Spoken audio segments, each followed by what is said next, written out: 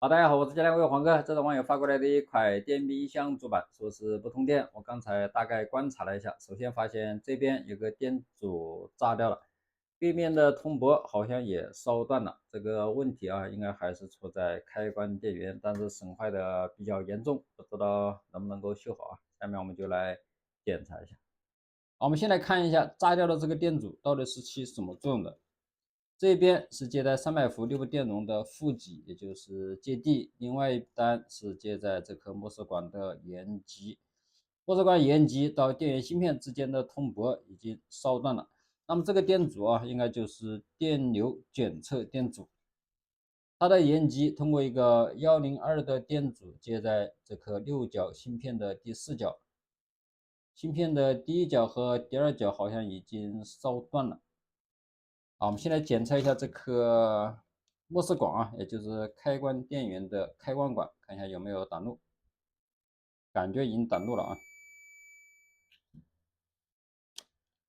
开关管已经击穿短路。我们再检测一下它的延极到芯片之间的这颗102的电阻，也就是电流取样电阻102，就是1K 开路。我们再来检测一下芯片驱动输出。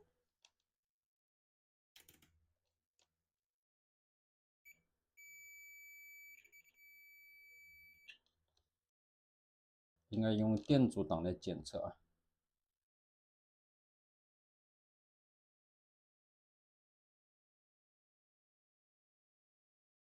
好像不对啊。因为现在这个莫斯管已经短路了啊，所以说我们目前测量呢应该是不准确的。我们再检测一下保险管，开关管击穿短路，通常情况下保险管肯定是损坏了啊。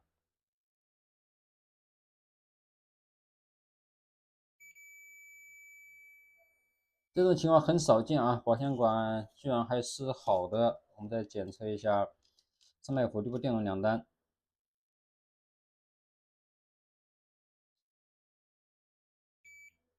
奇怪啊，开关管击穿短路了，但是300伏6伏电容这个地方啊，居然还是正常的。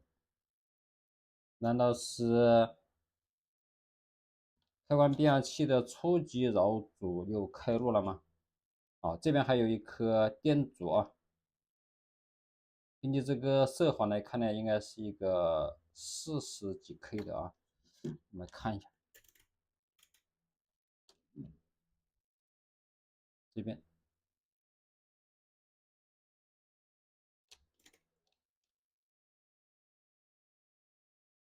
因为这个莫斯管损坏了啊，所以说这么检测呢也不一定准确。好，下面我们就先把这个莫斯管和这些明显损坏的元件啊，全部给它拆掉以后呢，再来做进一步的检查啊。好，我们现在检查一下开关电源整流输出的这几个二极管，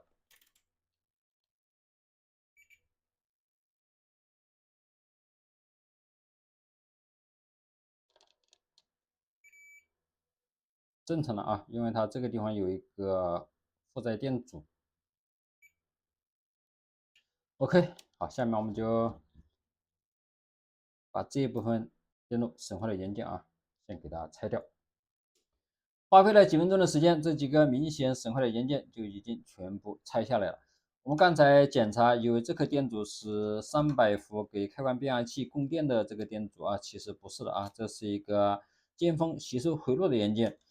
这个300伏直接加到这个开关变压器的初级扰阻。我们刚才检查，开关管击穿短路了，但是测量300伏6伏电容两端并没有短路过程，这是因为接在开关管延极到地的这颗限流电阻，就是这个电阻啊，已经开路了。所以说，即使我们检测这个开关管它是短路的啊，我们来检测一下。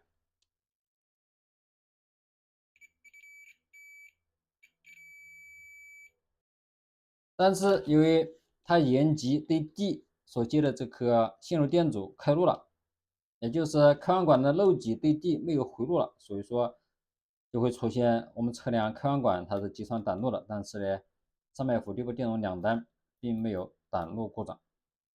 好，下面我们就围绕着这个电源芯片来检查一下啊，因为像这种问题没有什么技巧性啊，就是把电源芯片所有的外围元件全部检查一遍。我们来检测一下电流检测的一个分压电阻，就这个电阻啊，标注的是103，应该是10K。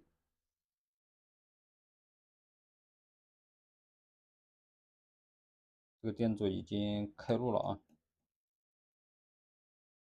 我们再检测一下芯片的驱动输出所接的这两个元件，这个电阻是510，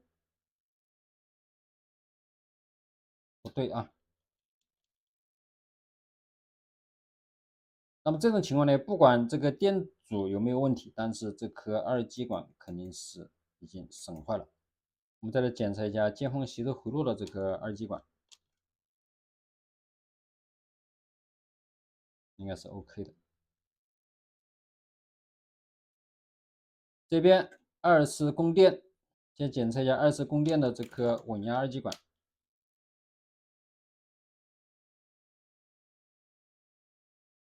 没有问题。再来看一下二次供电的整流二极管，也没有问题。二次供电的限流电阻100欧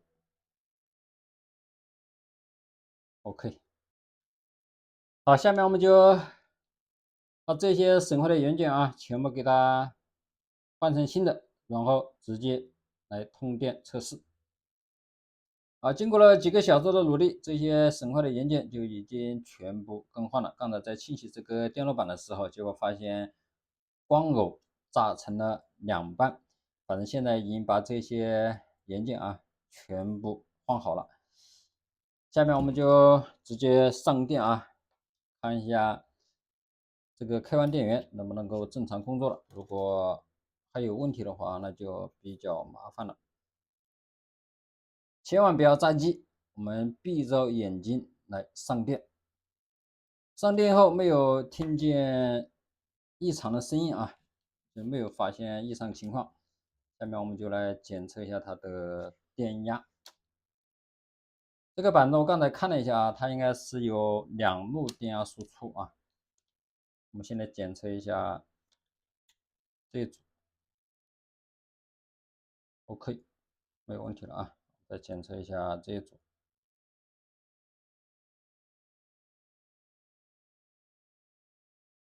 现在这个电源就已经全部正常了，这个板子就已经修好了啊。这个小板上面的指示灯也亮了，我们先单电。不知道是什么原因啊，这个板子损坏的元件还是非常多的。开关电源这一部分电路上面的元件啊，基本上除了电容以外，剩下的元件全部更换了。其实修这种电源啊，没有什么技巧，最关键的就是要仔细认真。好，这期的视频就到这里啊，喜欢的朋友帮忙点赞和关注啊，在这里给大家说一下啊，这个六角芯片啊，一般用 OB2263，基本上就可以代换了啊。